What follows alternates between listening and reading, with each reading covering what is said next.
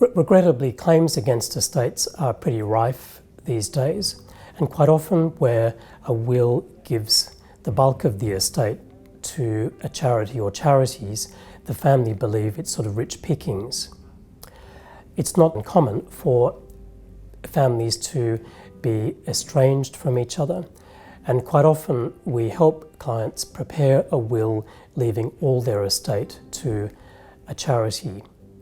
On death, in each state, there are different categories for the type of people who can make a claim against an estate.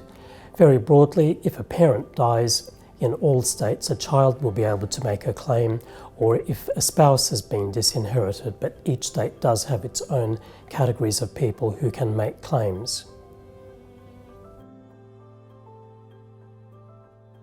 The documents you need to complete and retain are a statement outlining why you have not made provision for a particular person in your will. That can then be used on your death by the court as a means of weighing up any claim that is made. It may be that you've been estranged from a child for many years. The statement should also outline the contact that you've had with the charity of your choice. So, for example, if you had a long association with MS, you can make contact with them. They would be able to give you details of gifts that you have made over the years, which could then go into the statement, maybe annexed to it. And then you could then also ask MS to give you a regular update of gifts that you have made, so that there's a dossier showing that you've had a long association with the organisation on your death. If a claim is brought, the court will then be aware that you have made an informed decision about making your will in that way and not including an estranged family member.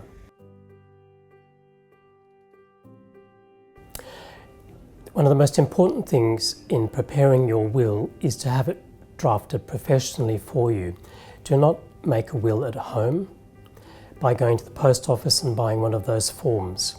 The reality is that in my practice, we often get a huge amount of work from documents that are made by people at home. They may think I've watched LA Law, I understand everything about wills. Well, they don't. And the problem is the will may need to be interpreted.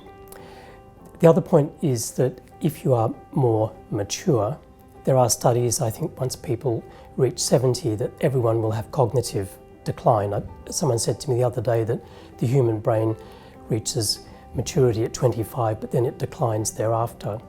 So if with an older person, it's important that if there could be a question as to their capacity, if they had, for example, early dementia or some cognitive impairment, that their will may be challenged after their death by a family member who may inherit the estate under an earlier will, or if there's no will, on intestacy where the government rules apply. So a professionally drawn will is money well invested in ensuring, as far as possible, that your wishes regarding the distribution of your estate to MS and other organisations are carried through.